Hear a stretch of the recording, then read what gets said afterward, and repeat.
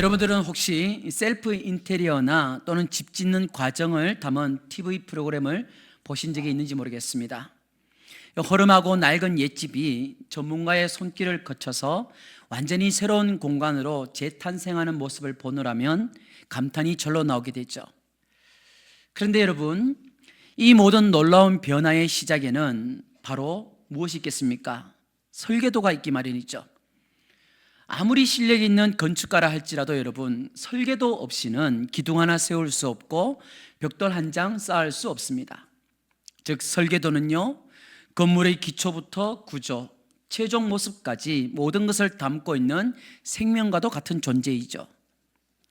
인생은 집을 짓는 것과 같다라는 그런 영화도 있듯이 여러분, 우리들의 인생도 어찌 보면 한 채의 집을 짓는 것과 같습니다.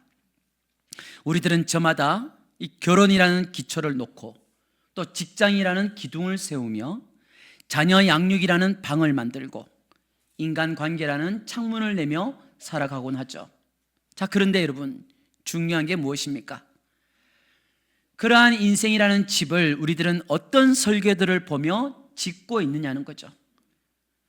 혹시 세상이라는 건축사무소에서 나눠준 더 높게, 더 넓게, 더 화려하게라고만 적혀있는 이 엉터리 설계도를 붙들고서 정신없이 벽돌만 쌓으며 살아가고 있지는 않으신지요? 그렇게 열심히 지었음에도 불구하고 부실 공사로 인해서 여기저기 금이 가 있고 마음은 늘상 불안과 염려로 가득 차 있지는 않으신지요?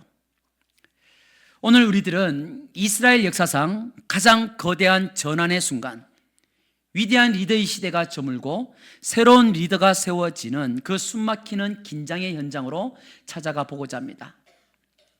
그곳에서 하나님께서는 한 사람 여호수아에게 인생이라는 집을 가장 견고하고 아름답게 지을 수 있는 유일무이한 신적 설계도를 펼쳐 보여주고 있으신 것이죠. 오늘 이 말씀을 통해서 세상의 부실한 설계도는 과감히 던져버리시고 하나님께서 친히 그려주신 생명의 설계도를 다시 펼쳐드는 우리 모두가 되기를 주님의 이름으로 축복합니다. 자, 오늘 말씀이 선포된 배경은요, 그야말로 폭풍 전야와도 같습니다. 이스라엘의 위대한 지도자이면서 민족의 아버지와도 같았던 모세가 죽었습니다. 40년간 광야에서 이스라엘을 이끌었던 한 시대가 이제 막을 내리는 것이죠. 그리고 이제 이 엄청난 바톤을 이어받은 사람이 바로 여호수아입니다. 자, 이러한 상황 속에서 여러분, 여호수아의 어깨에 놓인 그 짐의 무게는 어떠하였을지 한번 상상해 보셨습니까? 여러분, 여호수아에게는 먼저 과거의 그림자라는 그 무거운 짐이 주어졌겠죠? 그러니까 여러분, 여호수아 앞에는 홍해를 가르고 하늘에서 만나를 내리게 했던 전설적인 리더 모세의 거대한 그림자가 드리워져 있더라는 거죠. 그러니까 백성들은 사사건건 여호수아를 누구와 비교하겠습니까? 늘 모세와 비교당한다는 것이 여호수아에게는 너무너무 무거운 큰 짐이었을 것입니다. 또 여호수아에게는요, 현재의 백성들이라는 그 짐이 주어져 있죠. 여러분, 여호수아가 이끌고 가야 할 백성들이 누구입니까? 40년간 광야에서 늘 불평과 원망을 일삼았던 바로 그 백성들의 2세들입니다.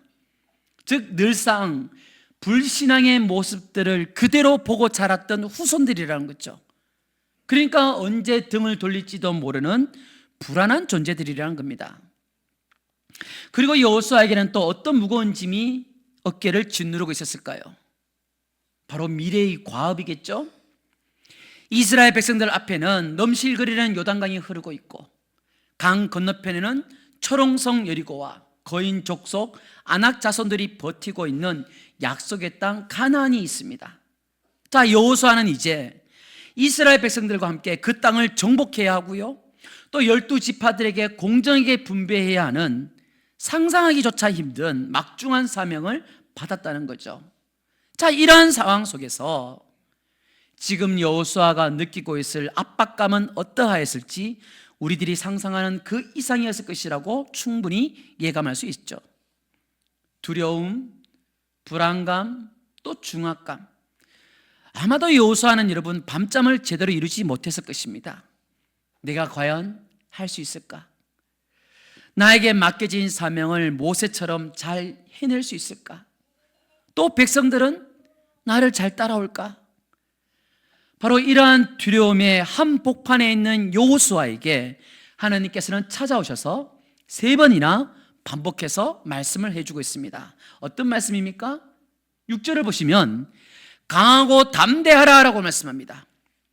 7절에 보시면 오직 강하고 극히 담대하라 라고 말씀하시죠. 그리고 9절에 보시면 강하고 담대하라 라고 말씀합니다. 여러분, 그리고 그 강하고 담대함의 근거가 무엇인지, 그 엄청난 사명을 감당할 수 있는 유일한 비결이 무엇인지, 즉 인생이라는 집을 제대로 지을 수 있는 단 하나의 설계도를 오늘 본문에서 구체적으로 펼쳐 보여주고 있더라는 것이죠. 자, 하나님께서 여호와에게 주신 설계도 활용법은 여러분 매우 단순하면서도 명확한 것이었습니다. 무엇입니까? 바로 8절 말씀에서 우린 찾을 수 있죠. 자, 첫 번째로 인생이라는 설계도를 어떻게 하라고 말씀해 주십니까? 너의 입에서 떠나지 말게 하라라고 말씀합니다. 무슨 말입니까, 여러분? 설계도를 입에 달고 살으라는 것이죠. 여러분, 건축가는 설계도를 그 누구보다도 잘 파악하고 있습니다. 그래서 세워가는 그 건물이 앞으로 어떻게 완성될 것인지를 머릿속에 넣은 채 한치의 오차도 없이 지어가고 있죠. 여러분, 동일합니다. 우리 하나님께서는요, 우리에게 주신 이 율법책을 책장에 고이 모셔만 두지 말고 입에 붙이고 살라라고 명령을 하고 계십니다. 이것은 여러분 단순히 눈으로 읽는 것을 넘어서 설계도의 내용을 계속해서 소리내어 읽고 또 암송을 하고 선포하면서 다른 사람들과 나누라는 그 말씀인 것이죠.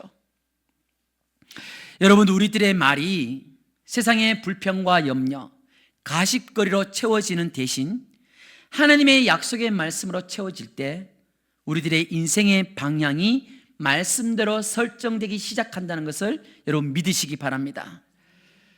말이 씨가 된다는 그 속담처럼 우리들이 하나님의 말씀을 계속해서 우리의 입으로 선포할 때 그 말씀이요 우리 삶의 견고한 기둥이 되는 능력을 우리들은 경험하게 될 것입니다. 자, 계속해서 8절을 보니까요, 주야로 그것을 묵상하라고도 말씀하시네요.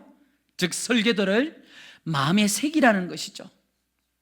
여러분, 묵상하다, 하가라는 말은요, 이 히브리 단어는 원래는 어떤 뜻이냐, 으르렁거리다, 속삭이다, 이런 뜻을 갖고 있습니다. 즉 사자가 먹잇감을 물고 놓지 않으며 으르렁거리듯이 소가 여물을 되새김질하면서 계속해서 씹고 또 씹듯이 하나님의 말씀이라는 이 설계도를 우리의 마음과 생각 속에서 계속해서 되새김질하라는 것이죠. 그러니까 여러분, 묵상은요 단순히 설계도의 치수를 외우고 암기하는 그런 공부가 아니에요. 묵상은 이 설계도를 설계하시고 그리신 이 건축가 하나님의 마음은 도대체 무엇인지 그것을 잘 헤아리면서 왜 여기에 이런 기둥을 세우셨을까? 왜 창문은 이쪽으로 내놓으셨을까라고 질문을 하면서 그분의 깊은 뜻을 알아가는 교제라는 것이죠. 이렇게 주야로 즉 끊임없이 설계도를 묵상할 때 말씀은요 여러분 더 이상 평면적인 글씨가 아니라 우리 인생의 입체적인 청사진이 되어주는 것입니다. 자, 세 번째로 인생이라는 설계도를 잘 완성하려면 어떻게 하라고 8절에서 말씀해 주고 있으십니까? 다 지켜 행하라 라고 말씀합니다. 즉 무슨 말입니까 여러분? 설계도대로 집을 지으라는 것이죠.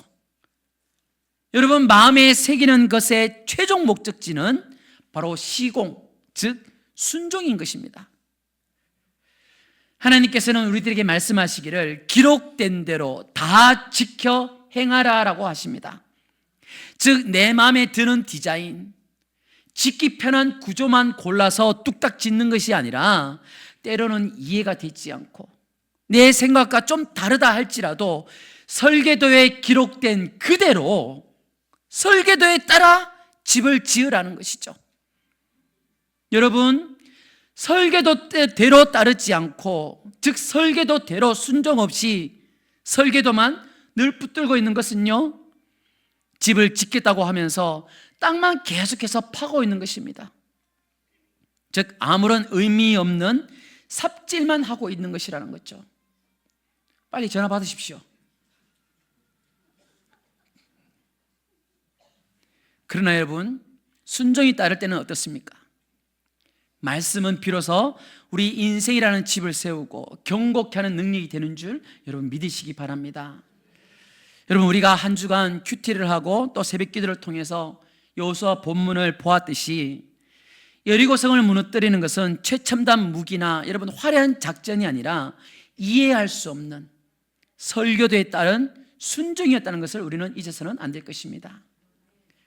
자, 이렇게 하나님께서 알려주신 대로 하나님의 그 설계도대로 집을 짓게 되면 너희들의 인생에 어떠한 복이 가득할 것이라고 약속해 주고 있으십니까? 8절에서 동일하게 말씀하고 있죠. 그리하면 너의 길이 평탄하게 될 것이며 너가 형통하리라. 할렐루야. 여러분, 많은 사람들은요 이 형통, 차라크, 이 형통한 집을 크고 화려한 강남의 펜트하우스쯤으로 우리 생각하고 있습니다. 비 한 방울도 새지 않고 곰팡이라고는 찾아볼 수도 없으며 어떤 태풍과 지진에도 흔들리지 않는 완벽한 집을 생각한다는 거죠. 그러나 여러분, 성경이 말씀하시는 형통은 그런 무풍지대와는 차원이 다릅니다.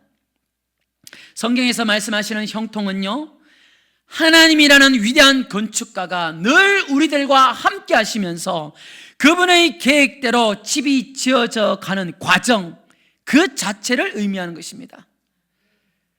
우리들은 성경에서 형통한 삶을 살았던 대표적인 인물로 요셉을 꼽을 수가 있죠.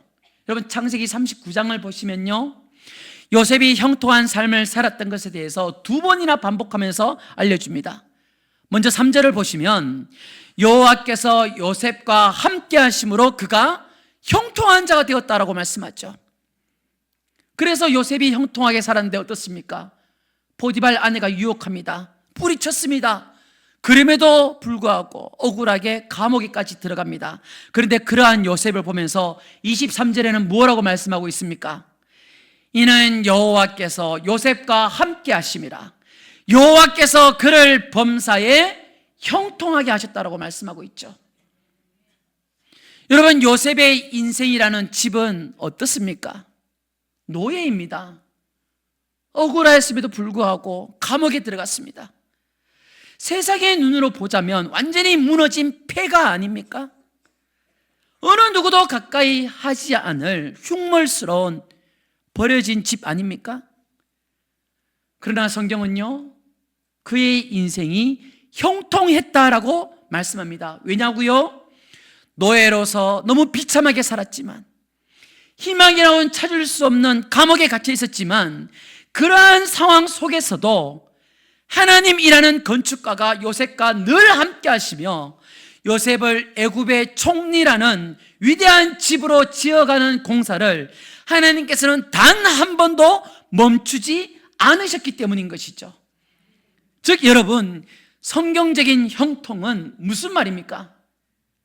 인생에 비바람이라고는 없는 상태, 그것을 의미하는 것이 아니라 비바람 속에서도 집이 무너지지 않도록 함께 버텨주시는 하나님을 경험하는 상태가 바로 형통한 삶이라는 것이죠. 즉 우리 인생 가운데 문제와 힘겨움이라고는 하나도 없는 상태를 말하는 게 아니라 그 문제와 힘겨움들을 이겨낼 힘과 또 지혜를 공급받고 결국엔 그 모든 과정을 통해 하나님이 우리들을 향하여 계획해 놓으신 그 선하신 뜻대로 아름답게 지어져 가는 것, 이것이 바로 형통인 것입니다. 그런데 여러분, 우리들은 이러한 사실에 대해서 잘 알고 있습니다. 교회 생활 몇 년 하고 특히 직분을 받게 되면은 대충 우리들은 어떻게 살아가야 되는지를 잘 안다는 거죠. 그런데 뭡니까? 우리는요, 견고하고 아름다운 집을 짓고 싶어 하면서도 왜 우리들은 그 유일한 설계도인 성경을 펼쳐보지 않을까요? 그것은 여러분 너무나도 간단합니다. 다들 동일하게 말하죠. 너무너무 바쁘다고 말을 합니다. 바빠서 볼 시간이 없다라는 거죠. 다른 집을 구경할 시간, 인테리어 잡지 볼 시간들은 있으면서도 정작 내 집 설계도를 볼 시간은 없다고 말을 한다는 겁니다. 여러분, 제가 무슨 말인지 여러분 이해가 되시죠?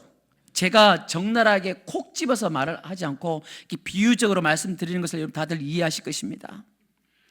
다른 설계도는 열심히 보면서도 집안 꾸미는 것에는 그렇게 열정과 시간을 쏟으면서도 정작 내가 살아가는 내 집 설계도는 보지 않는다는 거죠. 너무 바빠서.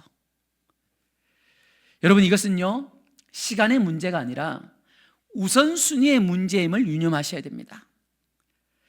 자, 또 설계도를 펼치지 않는 이유는 무엇이 있을까요?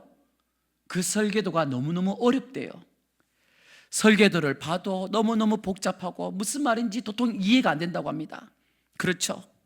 그래서 여러분, 성경에서 알려주기를 성경 말씀을 읽으면 누가 이해를 시켜준다고 합니다. 성경 말씀이 어떻게 이해된다고 말씀하고 있습니까? 요한복음 14장 26절을 우리 함께 같이 읽어보겠습니다. 보혜사 곧 아버지께서 내 이름으로 보내실 성령, 그가 너희에게 모든 것을 가르치고 내가 너희에게 말한 모든 것을 생각나게 하리라. 아멘. 여러분, 요한복음 16장 13절에서도 말씀합니다. 그러나 진리의 성령이 오시면 그가 너희를 모든 진리 가운데로 인도하시니, 고린도전서 2장 10절에서도 말씀합니다. 성령은 모든 것, 곧 하나님의 깊은 것까지도 통달하게 해준다고 말씀합니다. 여러분, 성경이 어렵습니까? 성경이 잘 이해가 안 되십니까? 그런데 우리들은 이 설계도를 충분히 이해할 수 있대요. 어떻게 해요? 성령의 도우심으로 우리는 이 성경 말씀을 알 수 있다는 거죠. 그러니까 여러분, 우리는 먼저 성경을 펼치시기 전에, 설교 말씀을 듣기 전에 우리는 기도해야 됩니다. 어떤 기도를 해야 될까요? 성령 하나님 도와달라고, 성령 하나님 지혜를 달라고 여러분 기도하셔야 됩니다. 기도하지 않고 성령님께 의지하지 않고 우리가 말씀을 보면요, 어떻습니까? 내가 그냥 이해하는 대로 말씀을 봅니다. 내가 읽고 싶은 말씀만 봅니다. 그리고 삶을 살아갈 때는 내가 적용하고 싶은 것만 적용하고 살아간다는 거죠. 여러분, 우리는 성령의 도우심 없이는 이 땅에서 살아갈 수 없는 존재들입니다. 성령께서 우리들이 말씀을 조명할 수 있는 지혜를 주시도록, 그러한 눈을 가지시도록 여러분 기도하셔야 됩니다. 또 어떤 분들은 말을 하죠. 이 설계도 내용이 현실과 너무 맞지 않다, 너무 시대와 동떨어져 있다, 이렇게 말을 합니다. 수천 년 전의 낡은 설계도가 AI가 지배하는 오늘날 같은 최첨단 시대에 무슨 소용이 있겠냐고 말을 합니다. 그러나 여러분, 잠언 9장 10절에서 말씀해 주고 있으시죠.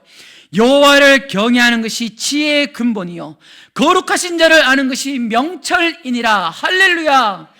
그러니 여러분, 이 설계도를 볼 때마다 여러분 기도하시면서 봐야 되고요, 그러면서 날마다 적은 양이라도, 한 줄이라도, 한 장이라도 여러분 꾸준히 말씀을 읽으셔야 됩니다. 혼자 힘드시면 누군가와 함께라도 여러분 묵상을 하셔야죠. 여러분 훈련반이나 양육반으로 들어오십시오. 셀 모임에 가셔서 말씀으로 함께 권면도 하십시오. 함께 기도하면서 설계도에 따라 우리가 집을 한번 지어보자고 권면을 하시기 바랍니다. 힘쓰셔야 됩니다. 그럴 때 여러분 형통한 인생을 우리가 살아갈 수 있다는 것을 믿으시기 바랍니다. 우리들이요, 조금만 눈을 돌려보면 이 설계도, 이 성경 말씀을 가까이 할 수 있는 방법들이 얼마나 많은지 모릅니다. 우리 주변에 너무너무 많습니다. 성경 읽기 어플도 있죠. 매일 성경 말씀 한 구절씩 암송하는 그런 프로그램도 있죠.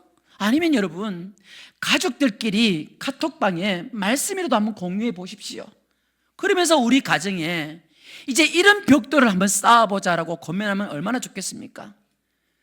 함께 말씀 카드도 나누시면서, 아니면 냉장고나 현관에 말씀도 좀 붙여보시면서 가족들이 함께 말씀으로 집을 지어 가시길 바랍니다. 우리들은 교회에 와서는 따로따로는 예배 얼마나 잘 드리는지 몰라요. 아빠는 이곳에서, 엄마는 저곳에서, 아이들은 교회 학교에서 따로따로는 참 예배 잘 드리는데, 그렇게 사랑스러운 가족들이 함께 모여 예배를 드려보는 경험이 있냐는 겁니다. 온 세대 축제 예배 때나 신년 감사 예배 때, 그때는 어쩔 수 없이 교회에서 그렇게 하라고 하니까 한 줄에 쭉 그냥 가족들이 앉아서 예배를 드리긴 드리지만, 여러분, 그게 아니라 우리가 함께 가족들이 모여서 말씀을 나누고 축복을 하며 함께 집을 지어 가야 하지 않겠습니까? 또 가족끼리 함께 말씀으로 예배로서 집을 지어 가라고 하니까 집은 안 짓고 또 뭐 합니까? 늘 가정예배 드린다고 하면서 모여놓고서는 남편 흉보고 아내 흉보고 자녀들에게 잔소리하고 자식들을 또 삐지고, 집은 안 짓고 늘 서로에게 벽돌만 집어 던지고 있다는 거죠. 우리들이 가정에서 또는 일터에서, 교회 공동체에서 함께 우리가 설교들을 보면서 서로의 집을 아름답게 지어가도록 서로를 격려하며 축복하는 최고의 감리 모임이 우리 가정과 우리가 속한 공동체가 되기를 주님의 이름으로 축복합니다. 여러분, 우리들이 이 설교들을 붙들고 인생의 집을 지어갈 힘이 어디에서 나온다고 오늘 본문에서 말씀해 주고 있습니까? 9절을 보면 알 수 있죠. 네가 어디로 가든지 너의 하나님 여호와가 너와 함께 하느니라. 할렐루야. 여러분, 여호수아가 이처럼 강하고 담대할 수 있었던 궁극적인 이유는 그의 건축 기술이 뛰어나서가 아니잖아요. 바로 최고의 건축가 되시는 하나님 아버지께서 이 모든 공사의 총책임자가 되어 주시겠다는 임마누엘의 약속 때문이었습니다. 무슨 말입니까, 여러분? 우리 하나님 아버지는요, 우리들에게 설교도 한 권 툭 던져주고서는 알아서 인생의 집을 지으라고 말하시는 분이 아니라는 거죠. 우리들이 그 설계도대로 집을 멋지고 아름답게 지어갈 수 있도록 우리들과 함께 현장에서 땀 흘리시며 힘과 지혜를 주시는 분이십니다. 우리 하나님 아버지시는요, 우리들이 어디로 가든지 간에 인생의 호흡벌판에서 기초 공사를 할 때나 실패의 폭풍 앞에서 집이 흔들릴 때나 변함없이 우리와 함께 하시는 분이십니다. 믿으십니까, 여러분? 그렇습니다, 여러분. 이 약속이 우리들에게 주어져 있기 때문에 우리들은 두려워하지 않고 담대히 인생이라는 집을 지어갈 수 있다는 거죠. 사랑하는 여러분, 지금 우리들의 인생이라는 집은 어떤 모양을 가지고 있습니까? 우리는 어떻게 지어가고 있습니까? 2023년 세계 행복 보고서에 따르면요, 현대인들의 3명 중에 2명은 삶이 너무너무 힘들고 고통스럽다고 합니다. 낮은 삶의 만족도, 높은 스트레스 인지율, 증가하는 정신질환들, 그리고 치솟는 자살률. 즉 누구도 행복하지 않은 한국 사회를 우리들은 살아가고 있다는 거죠. 그럼에도 불구하고 수많은 사람들은 어떻습니까?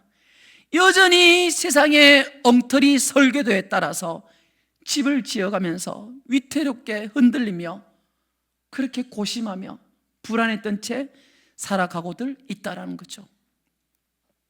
그러한 삶 속에서 여러분, 감사라는 것은 찾을 리가 만무하지 않겠습니까?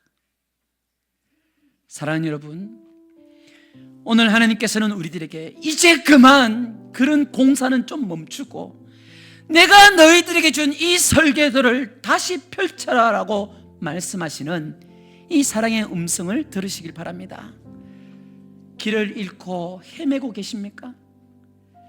인생의 거대한 요단강 앞에서, 여리고성 앞에서 두려워 떨고 계십니까? 성경을 펴십시오. 하나님께서 친히 그려주신 생명의 설계도를 펼치십시오. 그리고 그 설계도를 입에 달고 마음에 새기며 삶으로 지어내시길 바랍니다. 그래야만 세상이 결코 줄 수 없는 견고한 집, 하나님께서 함께 하시는 형통한 집으로 우리들의 인생을 세워 주실 것입니다. 이 약속을 믿고 오늘부터 다시 설계도 앞으로 나아감으로써 고통이 아닌 형통의 삶, 범사에 감사한 삶을 살아가시는 귀하고 복된 성도들 되시기를 살아계신 예수님의 이름으로 축복합니다.